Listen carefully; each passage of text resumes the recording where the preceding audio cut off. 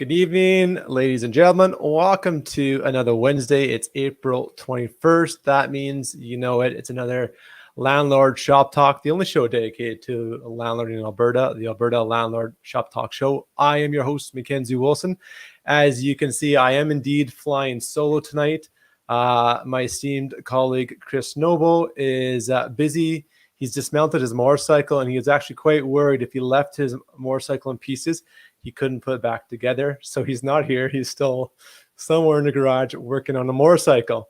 So nonetheless, no worries. We'll run the show a little bit differently. It'll just be myself. And I do have one of our eviction specialists, Don Gray, up in Edmonton with the Edmonton Eviction Services. He's going to be my co-host and special guest tonight. So he's going to do double duty with me. And we got a bit of a special treat for you guys tonight, as we're going to do a deep dive into a previous case over RTDRS.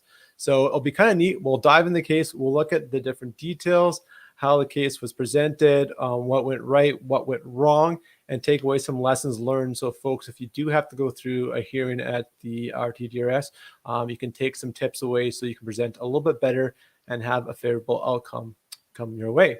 So a little bit of housekeeping before I get Don on the show. As you guys already know, we're best viewed on YouTube over at findgreattenants.com.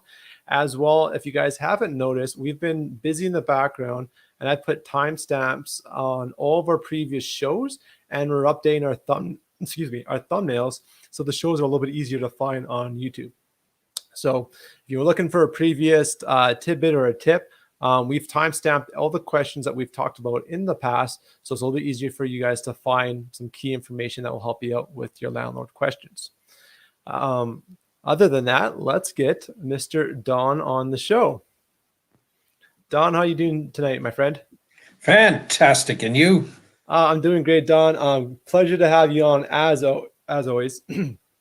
I should have got some water. I realize you talk a lot more when there's half of the people on the show, and you have to do more airtime, I guess. But I'll be okay. But no, great to have you on. We've been talking for a while about doing some of these case breakdowns, going through the RTDRS, and I think with your expertise, I expect I'll learn a lot tonight. But we'll be able to take someone else's pain, going through a case and having it solved, and take away some tips so we can improve ourselves if we have to go through the same proceedings. Yeah, perfect. I agree 100%. And you picked a good one to start with. It's not overly complicated, but it's something that happens all too frequently. I do probably between 5 and 10 of these a year for my corporate clients, and where they're being sued by a tenant. So it's a tenant action against the landlord, and this one's fairly straightforward and not too complicated. And certainly, there's some lessons here for all of us, especially when we're getting started. So yeah, absolutely. So for the folks who don't know who you are, Don, and what you do, because we're still growing quite a number of people per week here, which has been great. The community is growing at large here. Hey, Gidra, good to see you. And Christine, good to see you as well. Maybe do a quick introduction of Don, of who you are and what you do for us. Yeah, I have. I'm the face, such as it is, for Edmonton Eviction Services Incorporated. We operate out of Edmonton, or just slightly out of Edmonton, out of Fort Saskatchewan is where my office is, but we cover northern Alberta and wherever else we need to. So we're here to help landlords, primarily, I'm going to say 99.5%, with problems, tenant problems or problem tenants, and trying to find a way to maybe re-educate. Not all the time do we need to evict, but certainly there's many ways of handling a lot of these problems. So that's what we do day in and day out, and we love doing it. Yeah, no, that's awesome. Perfect. I love it. You've been on our page for quite a while. You're quite active over on our Mighty Networks as well. So thank you for that. You're great at helping people out and throwing the quick tips in, as there's so many nuances to this business of being a landlord. So fantastic. Yeah, if you want, I did throw the link up on the screen. I would not expect you to type it, but if you're on YouTube, you can copy my comment and drop it into the website or into your web browser to follow along. We'll also share the screen and actually have the case right up on the screen. Hopefully it's not too boring, but I will make it interesting, and I'll challenge Don and his knowledge, and we'll ask lots of questions to really learn from this case. So on that note, let's get into this case. So this case, I'll give a quick kind of cap, and then I know, Don, you're going to probably fill in some key details for us as we get into it. And let's see if I've got my notes here. So here's the whole reason why I have this case. This case was submitted by the tenant, not by the landlord. The tenant is seeking recovery of a $1,200 security deposit for a rental premise that she did not take possession of. And from that point, what will happen is I'll keep on going here. So the tenant did a viewing. She did the viewing by herself. She's shopping for a new or looking for a rental property for herself and her mother. Her mother did not attend the initial viewing. She liked it. There was notes between both the landlord agent and the tenant saying that the house was a bit dirty, or the rental unit was not up to spec for being cleaned, and it needed some repair. I believe it was missing a railing going into the basement. So those are two things that were supposed to be repaired before the tenant took possession. Both parties agreed, no problem. Between that time, a lease has been signed, and they come up to the possession day. Possession day, this is the first time the mother, which is also the roommate of the lady applying on the rental, so a daughter and a mother. The mother sees the rental for the first time on possession. It's not happy. It's not been cleaned. The railing has not been repaired by the landlord, and the tenant is upset. They do not want to rent from this person. They decide to go elsewhere. In this conversation during the inspection, the landlord's agent does offer another rental unit they have. It's a little bit larger, and they said they might go and view that. That's to be done later in the day. And the landlord also said they would do that cleaning and those repairs the same day. So this is possession day. It's probably noon. And the landlord says, this afternoon I'll get this repaired and you can come back this evening to finish your move-in. Off of that point, and maybe Don, you can help me fill in some details here.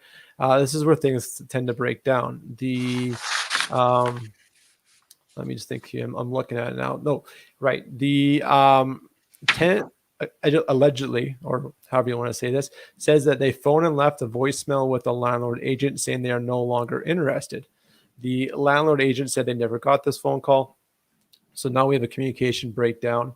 And during that initial move-in inspection this morning, the landlord agent did did not give over keys or possession, but did return the first month's rent.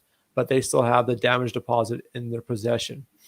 So anyways, things continue on. The landlord's agent does not hear from this tenant for a week, and then sends an email saying, hey, are you still interested? I'm holding this unit for you. What's going on? And at that point, she writes back saying, oh, hey, I told you by voicemail that I'm no longer accepting the rental, even though she has a signed lease. And then a few weeks later, she submits this case to the RTDRS. Don, did I pretty much give that a clean summary? Yeah, that's pretty good. I'll get a couple of clarifications. One, that it was November 4th. This happened, so it was at the end of October. They did the viewing, and on November the 4th, of last year, it was they did the lease agreement. So the lease agreement was signed. They received the security deposit of $1,200, and so that made that a binding contract, because there was the contract was signed and there was consideration or money given. So that's the two things you need to bind that contract. So that was done. Now, does that matter, Don? Does that matter if it was first month's rent or damage deposit? Because we've always preached, and maybe we'll get into a little bit more, you can answer, is we always preach about collecting the first money as a deposit against first month's rent, and then collecting the deposit or the damage deposit at a later point. But I tend to do the opposite, simply because of what I do. The judge or the court does not collect damage deposits. They will collect rent. So if you have the damage deposit first and you put that away, then you have that money cover for when they leave it dirty, or if they leave it dirty and damaged. And that gives you your buffer, and that's what it's for. And so if you collect it first, and I do that with my own properties. If somebody wants to strike a little deal, a couple of days or whatever, I'll say, okay, I need the security deposit up front. I'll make a deal with you on the first month's rent. We'll put that over a couple of months or something, or 3 months, but you got to pay the second month on time. And so now I got that money in the security deposit account, and it's there. Okay. Yeah. So that was, and the on the day of supposed possession, I just wanted to clarify that they had agreed to look at a second unit that the landlord or landlord representative had, and they made an appointment for 2:00 in the afternoon. So when they didn't show up, that's the first he understood that they maybe were not looking for it, and then he got a hold of them. So that's kind of important in this. So that brings us down to the court now. It's in front of a adjudicator at RTDRS, and he's looking at this and he says, so what are the issues? He says, the issue is that the tenant is seeking recovery of the security deposit, that $1,200 she gave. The landlord is retaining the security deposit for unpaid rent and or lost rental income. And the landlord is only entitled to unpaid rent or lost rental income if the tenancy agreement is not terminated and remains enforceable, and the landlord made reasonable efforts to mitigate his loss of rental income. So that brings up three questions. One, did the landlord's agent agree to end the tenancy on December 1st, so the day that they were take possession? So secondly, if we're talking the issues at play here, right, Don? We're talking the issues here that came up. Okay, three issues. So did the landlord agree to end the tenancy? Secondly, did the landlord, if the landlord agent did not agree to terminate, is there a basis for this tribunal to terminate the tenancy agreement retroactively? Okay. To the beginning. And then third and final? The third and final is if the landlord's agent did not agree to terminate, and there is no basis for this, tribunal to terminate the tenancy agreement retroactively, did the landlord adequately mitigate losses associated with this tenancy agreement? Tenancy agreement, yes. This point would be, did the landlord try to fill the vacancy after he or she knew that this tenant was not moving in? Did they relist it? Did they remarket it and made reasonable effort? Because if they just sat there and they didn't do anything, they can't claim that lost rent from that tenant because they're not making an effort to resolve the situation. That's right. You always have to mitigate your losses in any of this. So first, did the landlord's agent agree to end the tenancy? So this is now where they have the part where the tenant is first, because they brought the action, they go forward first and they're making their testimony. So the tenant's testimony is that that her recollection of what the landlord agent actually said was quite vague. She didn't have she didn't write it down. She could not recall precisely what the landlord's agent said because she was angry. That's an important point. She is certain that he used the word cancel or the word terminate, and allegedly said that the tenancy agreement is canceled or terminated. Yes.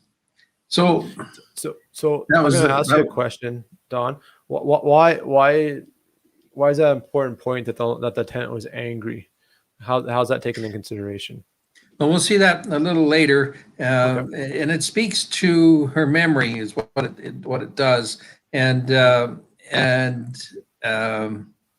uh, her memory and how she handled the situation, and which influenced which way the adjudicator went. Okay.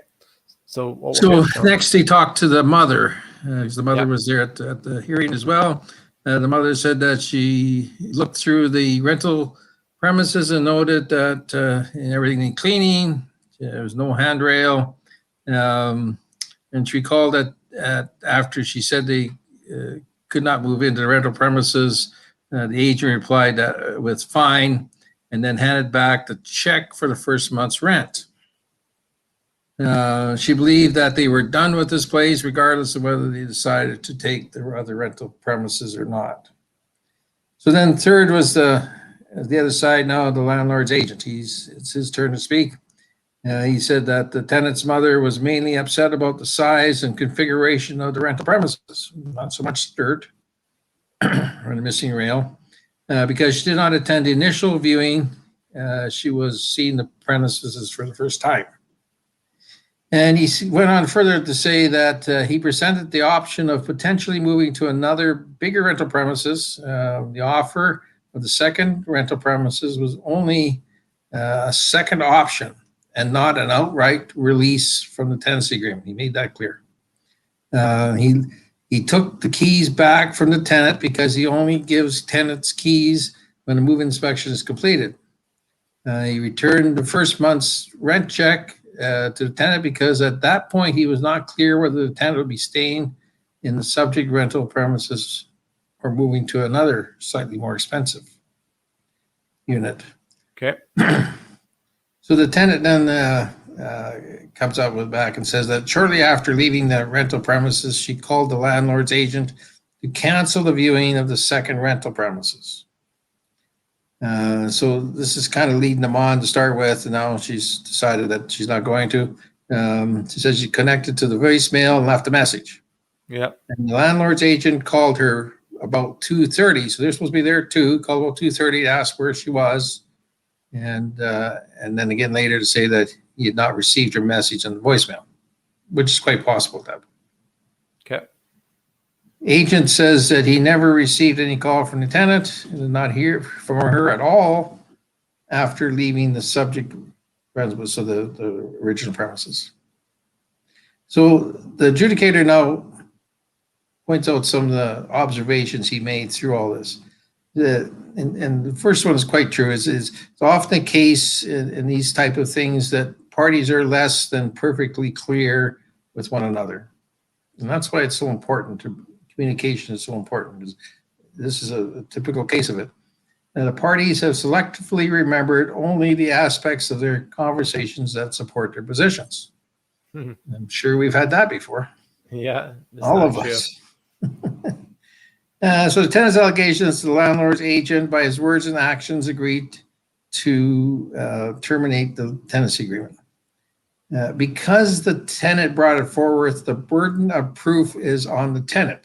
They started the action. It's their burden of proof. Interesting. Okay. Yeah. So when we bring something forward, it's we have to burden of proof is on us. Okay. So so by their own admission, the tenant and her mothers were very angry.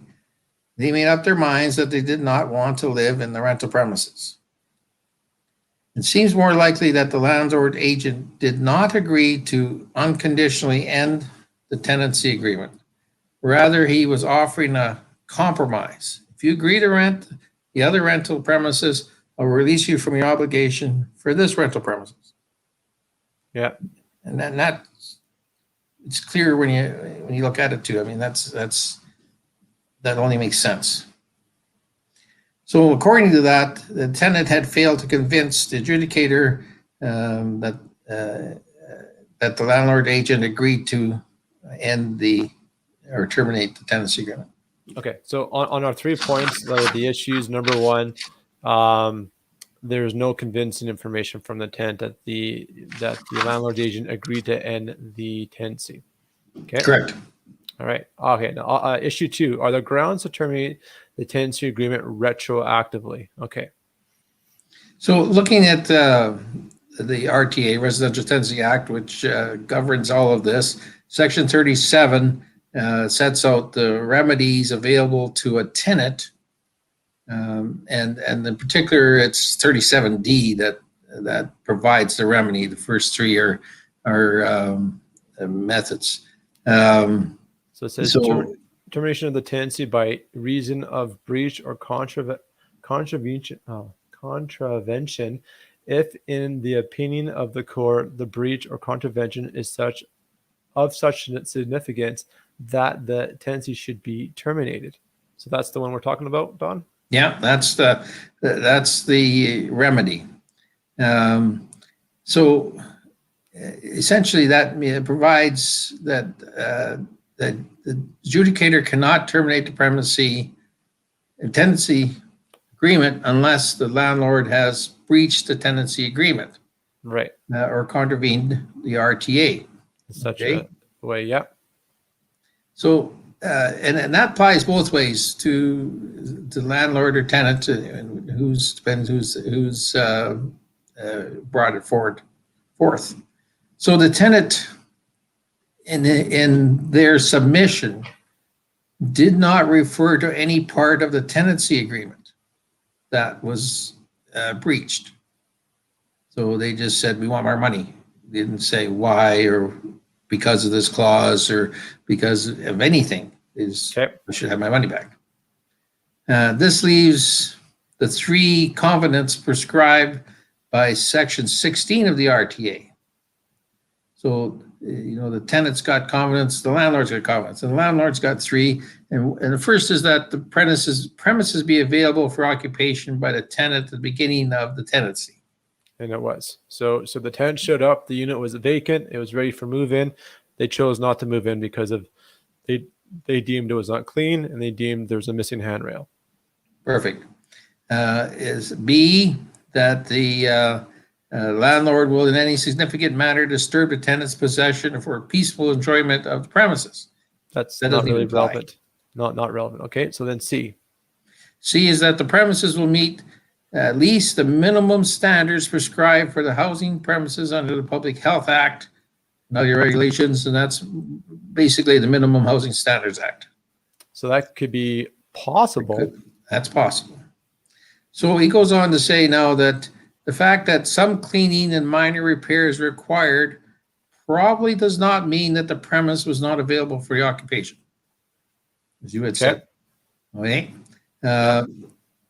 And we agreed that peaceful enjoyment doesn't affect. And then going into the last one, the missing handrails on the stairs and the poor state of sanitation are conditions that do not meet the minimum housing standards and do amount to contravention of the covenant prescribed in Section 16C.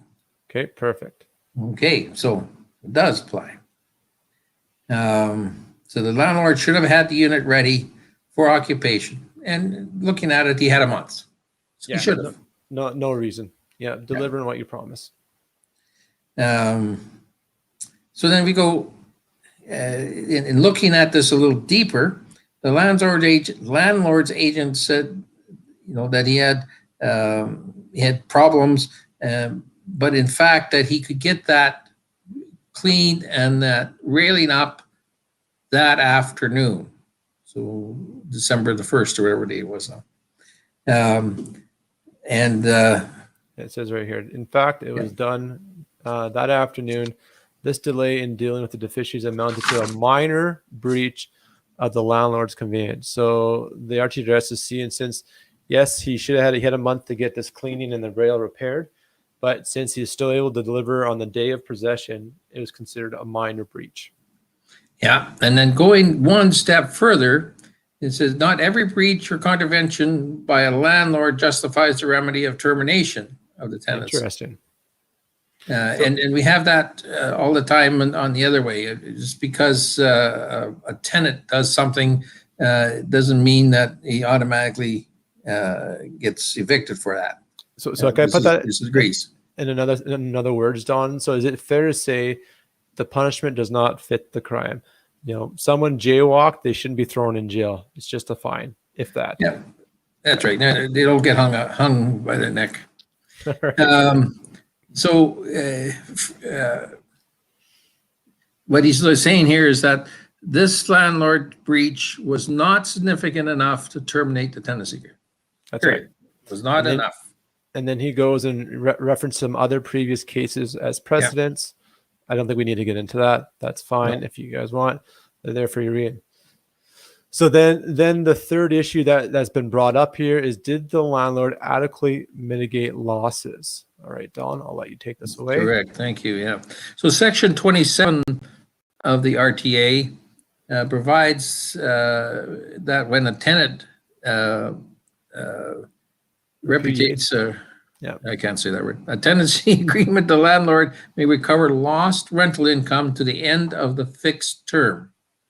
However, so a landlord, but it goes on to further to say, a landlord shall make reasonable efforts to mitigate the damages for the loss of benefits for the residential tenancy agreement. Or simply put, the landlord has an obligation to make the best efforts to get a new tenant as soon as possible and thereby end the tenant's obligation. Yeah, to pay rent. Okay.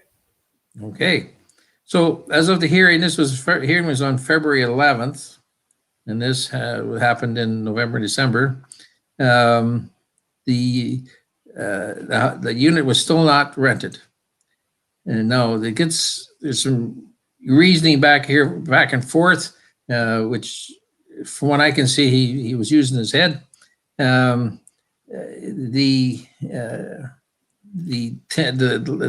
representative did not advertise the rental unit until January 15th.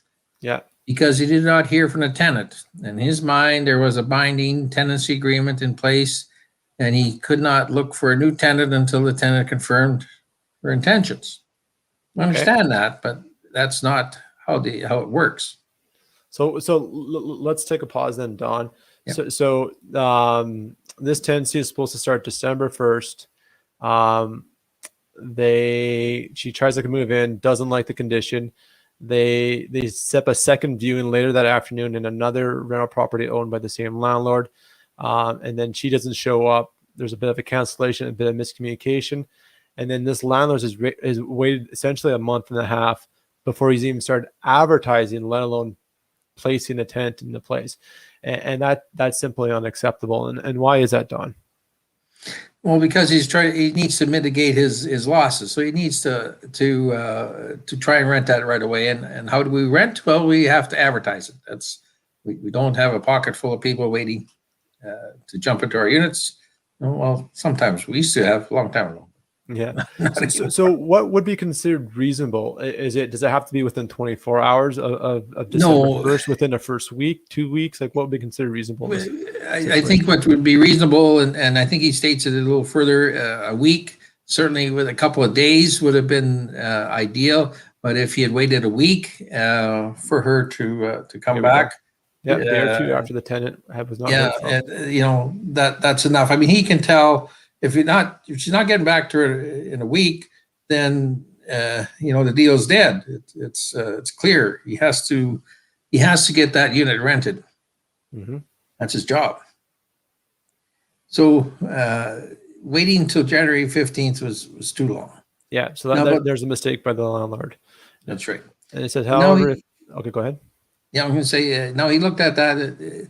We're looking at the holiday season. This is December and January, the coldest months of the year, normally in our area. So in reality, had the landlord acted reasonably and advertised within a few days or a week from the tenant not wanting to take it, it's quite likely that the landlord would have, quite unlikely that the landlord would have secured a new tenant for any portion of December.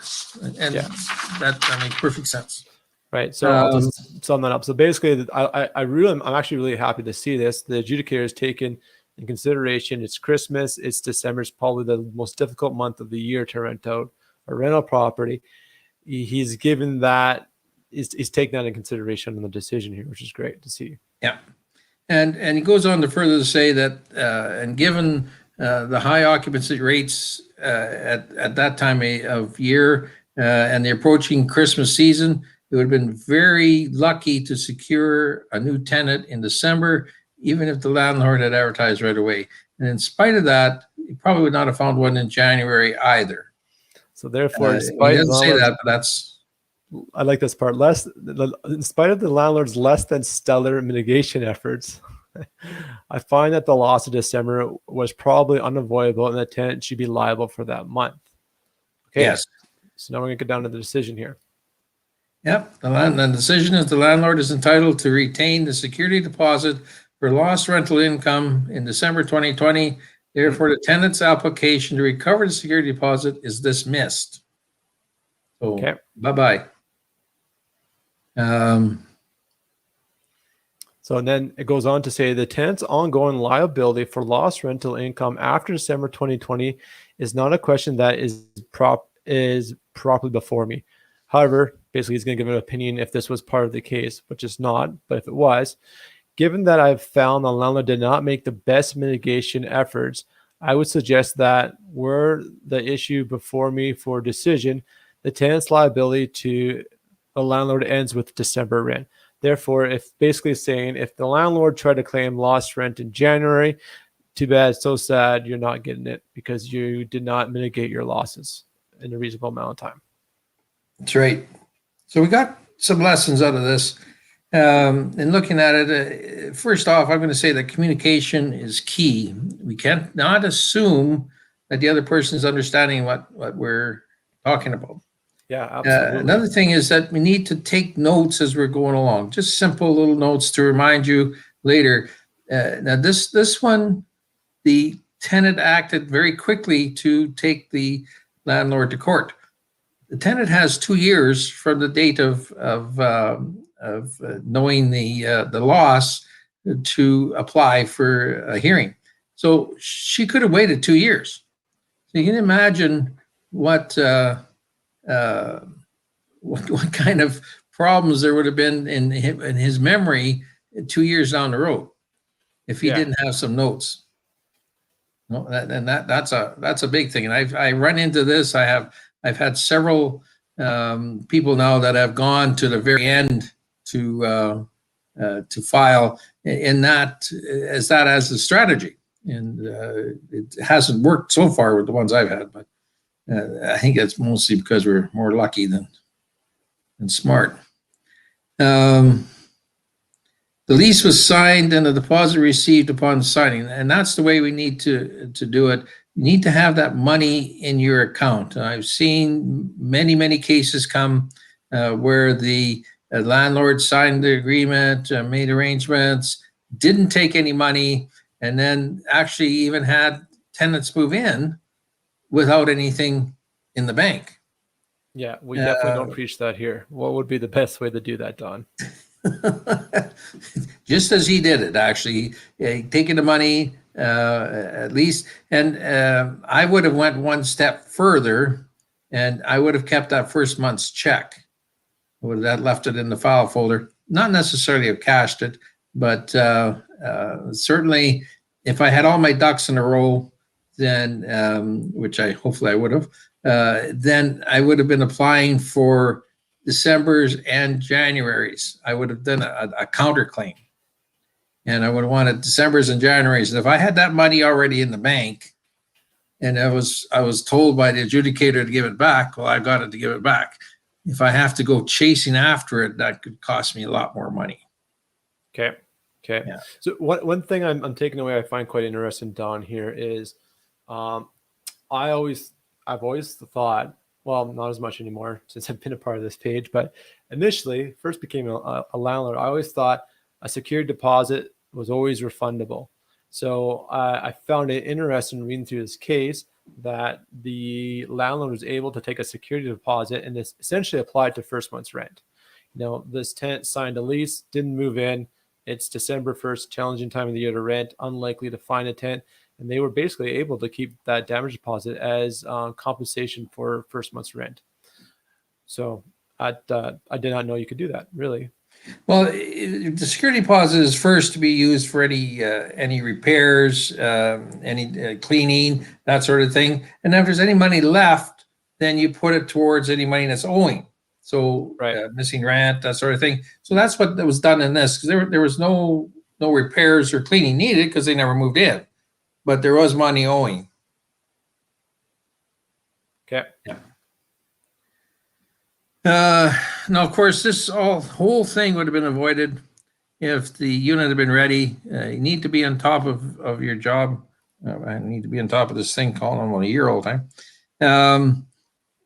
And yeah, the fifth thing I wrote, it's the right set of evidence. I would have countersued for January and February rent as well. Simply if I'm being taken to court, I'm going to react and force the issue, and it becomes it's not a match. It's protecting yourself. Yeah. And certainly if you're being sued for your security deposit, this is after the tenancy is over, you're being sued for your security deposit, you need to countersue in order to get your security deposit. So that's your proof that you're entitlement. Yeah, that's your. So that's something we do a fair amount of. Yeah, and one thing as we kind of go through, as we kind of take this apart, and you highlight this as we read through this too, Don, is the adjudicator says often with these sorts of disputes, it's less than perfect communication. Basically, I'm gathering the root cause was breakdown in communication. One party said this, one party said that. No, I didn't hear from them. No, I did say this, or they didn't do that. I think the best way to mitigate or protect your position is as you have conversations with prospective tenants or your current tenants. Actually, this should be a daily business thing with your business. Is you have a text or you have a phone call, you follow up that phone call with a summary of that, you follow up that phone call with a summary on a text or in an email. Mm-hmm. You put things in writing, because like you said, Don, what's the chances if you get a case, because you can do it up to 2 years later for getting an RTDRS case, what are the chances you're going to remember that conversation 2 years ago just before Christmas, while you're getting ready for the Christmas tree and all that good stuff, right? It's just our memories aren't that good.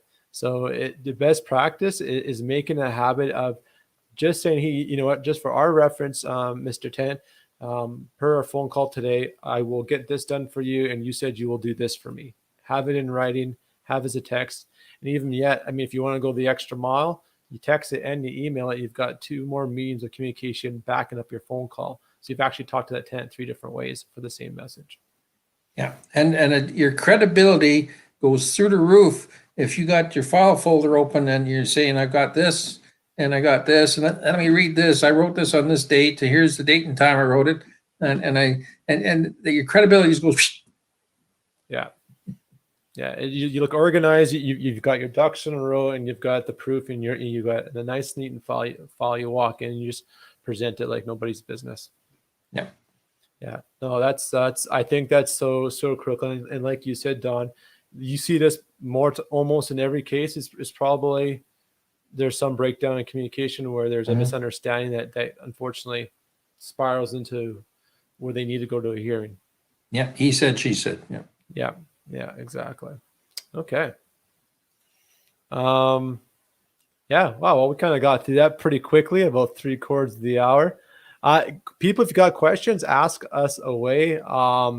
Anything that you were surprised of, maybe I'll ask a question to the community. Maybe guys, for you guys watching right now, post a comment on what you were surprised about when you heard this case. I think my biggest takeaway again was, and Don, you've already kind of clarified this, where, yes, the damage deposit is for damages and things related to that nature, but in this case, it could also be used to protect lost income as well. So I thought that was... The lost income is damages. I guess. Fair enough. It is. Okay. There you go. Yeah. All right, I like that. And Don, I know we talked about before the show too, as some questions might come in here. You had some examples of why renters insurance was so important to have. That you had a few cases that you had seen in recent weeks you wanted to share. Yes, actually, I've had two. Well, one's a case, and the other one is through experience with relatives of mine. But first off, is we just finished a case probably about 3 weeks ago now, where there was a fire in a house, and the tenant was doing her level best to stay in the house. Despite the fact that she couldn't. I mean, there was just too much smoke damage. There was some weakening of the floor. It was in the basement, and there was some weakening of the floor. And So the house wasn't livable. That's right. And so the agreement was frustrated. We didn't take the landlord didn't take the that particular month's rent. It happened right at the beginning of the month. And so he didn't take that month's rent, and everybody was saying she has to leave, and she would refuse to leave. The landlord is in Ontario, which doesn't help anything. But so that's where I was called in, and we were able to through the court get her out safely. And the only reason she was staying in there is because she did not have any money. She had no insurance. And some of her stuff was damaged, and I mean, she was in dire straits. Yeah, very bad position. And even now, I mean, she found her way out of it after we forced her out, and she did find a way and got some help, and I was able to direct her to a couple of places, and then she got some other help. Anyway, she's okay now, but that was a real difficult time for the owner as well as that tenant. So that's why it's so important to have it.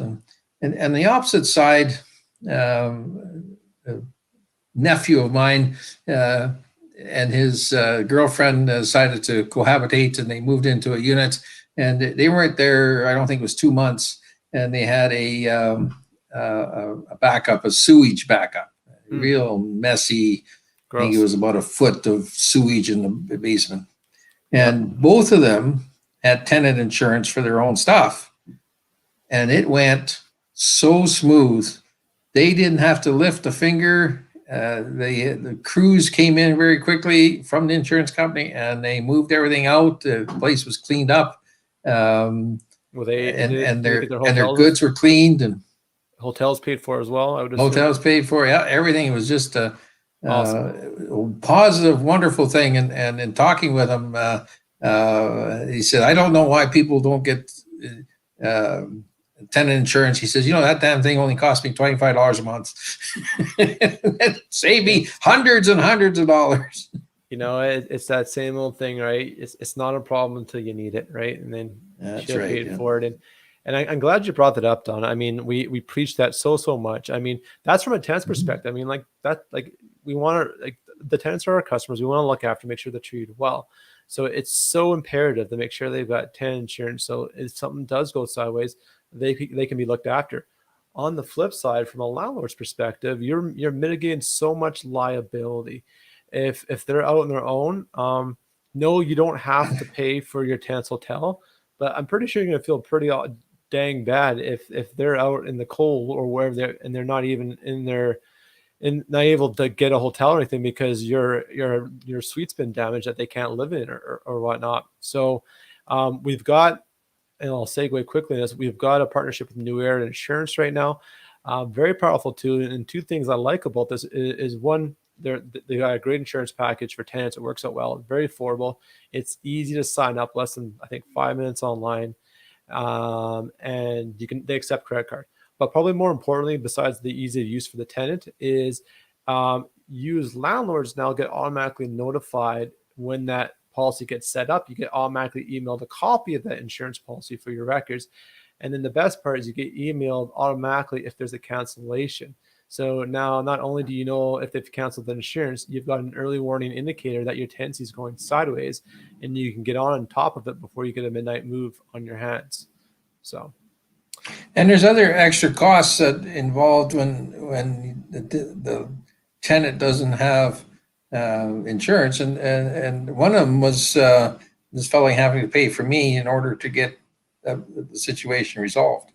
I mean, that's a cost he has to bear. You can't really put that onto her because she's got no money anyway.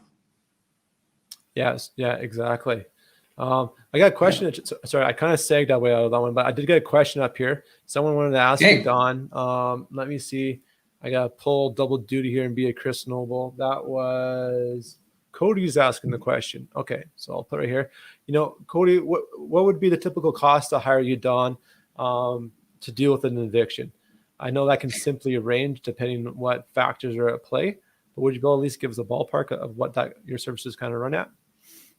Yeah, my off the street, I charge $750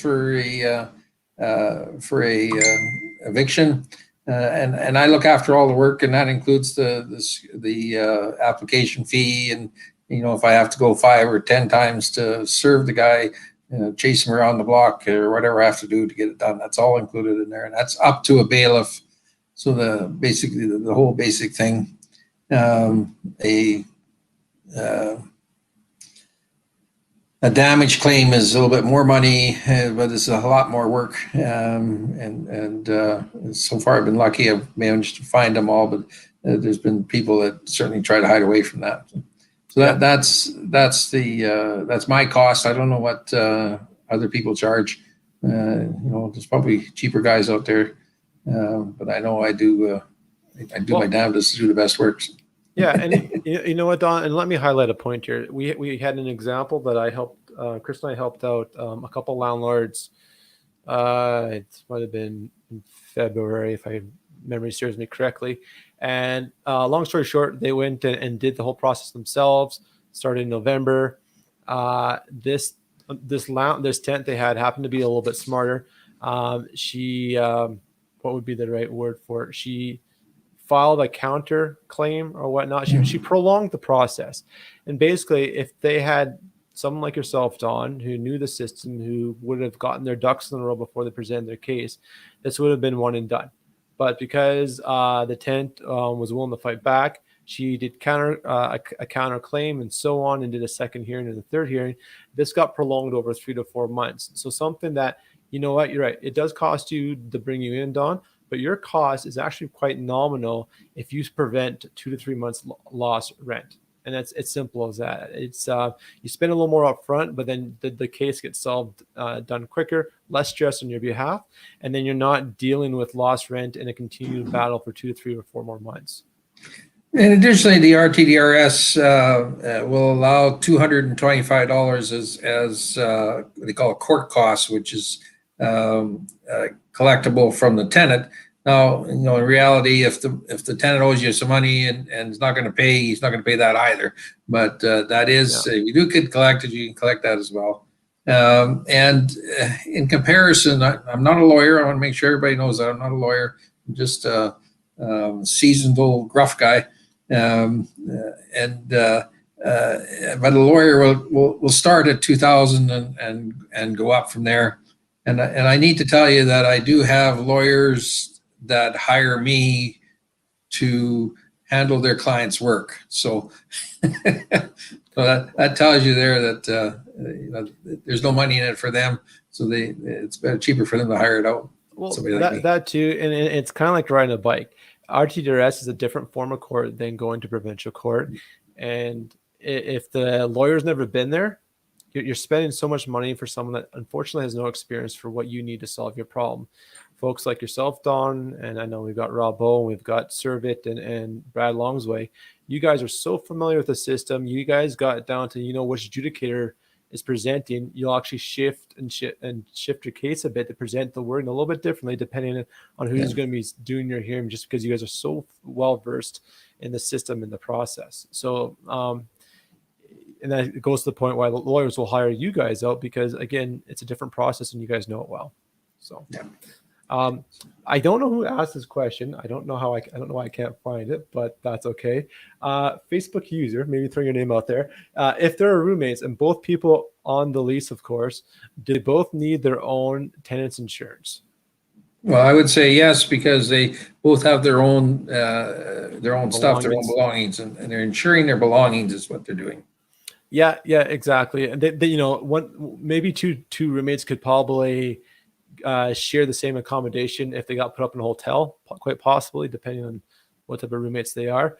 But yeah, absolutely. Insurance is an individual service, so each people would probably need their insurance without a doubt. Yeah, husband and wife probably do it under one policy. Yeah, fair enough. You know what? That's a good question. I'm going to take that one away, and I'll present that to Courtney over at New Air Insurance, because I'm not entirely sure. I would say yes. It'd be my educated guess, but we'll get the right person to answer that question. Okay, and we got some other comments popping up here. Christine mentioned, I had a fire caused by a tenant. Their insurance covered all the damage. Now, isn't that a blessing? And you know why that's so important as well? Not only to have that cost covered for you, but you're not taking a claim on your own premiums. Therefore, you keep your premiums low. I mean, that's just a secondary way or a second benefit to that situation. So that's a great share, Christine. Sean Roy here. All great info. Thanks so much. I'm a realtor here in Fort McMurray, but a new landlord. Why again is it important to have money in hand before the tenant's in the door? Just solidifies the contract. Oh, I wanted to mention this point too, but Don, maybe we can go over this. I'll highlight this one thing and I'll let you put it into better legal terms. I know that if you guys don't collect your damage deposit before you give possession after the first day of the tenancy, you no longer have a legal right to collect it. It's gone. The opportunity is gone. And you can maybe convince the tenant to give it to you, but if they push back, you're out of luck because you legally can't go after the first day of the tenancy. So that's one reason to get that damage deposit before possession as well. Yeah, and certainly money in hand solidifies the agreement. So the agreement is you have the written part of the agreement, and what makes the written legal is consideration, which is money. So once you have money in hand, then you've agreed to that agreement, and it's binding on both sides. So it shows intention in both parties, right? Yeah, that's awesome. Yeah, good points. Good points. Just wanted to confirm. Oh, this is Cody again. Just wanted to confirm cancellation of tenants insurance is grounds for an eviction. That's a good question. No, it's grounds. First off, tenant insurance isn't part of the RTA. You're not required through the Act to have tenant insurance. So that's something that's done on each individual case.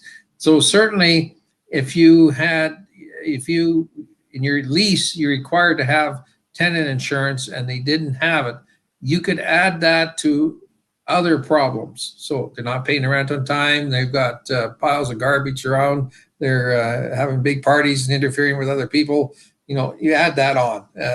Smoking when they're not supposed to be smoking, then you have a chance of getting. So I guess in a pure sense, you could say, yes, it is grounds for eviction, but it's not. You won't be able to secure an eviction in court with. You won't win that fight in court in the hearing. With tenants insurance, lack of tenant insurance, and not even for smoking. It has to be. Everything's kind of got a weight to it. So the more weight you can put on the donkey's back, the better chance you got to get it to his knees. So. Okay, so I want to add on that. So in my leases, I have as a requirement, or I have it written in very plain language that it's an absolute must requirement that the tenant must have tenant insurance. Or else I consider a breach. If I have that written in very clear language on my specific lease, and then I take that, probably what I'm hearing, Don, on that one point alone, even if it's written into my lease, it probably won't stand up in court. Is that a fair statement? It won't get the desired result. Okay. You won't get the eviction, essentially, if you're applying for one. But if I have that written in my lease and they've broken that, plus you mentioned they have not paid rent on time, there's been damages, noise complaints, smoking, all these other breaches, it adds that additional weight to get the desired outcome you want in court. Right. Okay. Good to know. Look, learning so many new things up front. Awesome. Yeah. And Christine, I totally agree with you. If they can't afford the money up front, I don't rent to them. And I'm on the same page.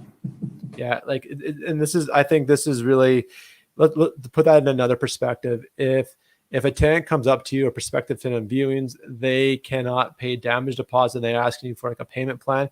Yeah, I'll give you half of it now or half of it in possession and the other half the next month.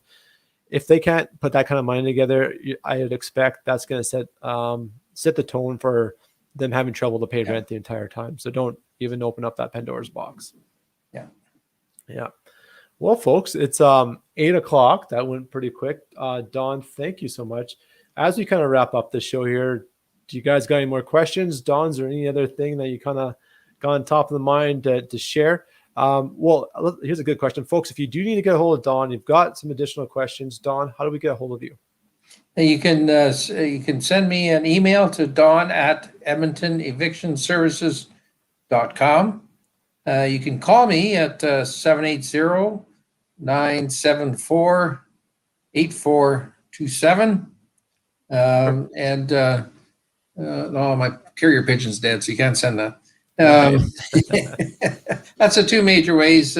Certainly we have a fax and whatever way we can get a hold of, but email or telephone call, and my that number is my cell phone, and so I'm available up to about 11 o'clock at night. Oh, well, fantastic. That's some great time you're available there, Don. Awesome. Yeah, that was our first deep dive on an actual RTDRS case and the hearing or the judgment. Folks, if you liked it, let us know, comment, give us a thumbs up there. We could try presenting that information a bit differently. I was kind of, Dawn, as you're going through the different paragraphs, I was actually highlighting the words as you're speaking it to hopefully make it easier. Maybe we'll find another way to present that information. But folks, if you like that kind of conversation, that's something Don and I have been talking about doing this more, let us know. That would be great. And other than that, like I said, Chris Noble was away on assignment. He took apart his motorcycle, and he was afraid to come back on the show and leave the motorcycle because he didn't know if he could put the bike back together. So, well, I think he's still in a garage somewhere reassembling his motorcycle. So that's why we didn't have Chris on the show tonight. But folks, as always, if you guys haven't already, join us on our other conversation. We're over on Mighty Networks. It's our own private community away from Facebook and the distraction. It's got great organization. We've got categories. We're building up the database. We're putting some more documentation on there, and we'll have some exclusive content, perhaps another deep dive with Dawn on there if you folks are so interested. On that note, thank you very much for tuning in to the only landlord shop talk show in Alberta, the Alberta Landlord Shop Talk. I'm your host, Mackenzie Wilson, along my co-host and guest doing dual assignments, Dawn up with Edmonton Eviction Services. Thank you guys very much and have yourself a great night. Thank you.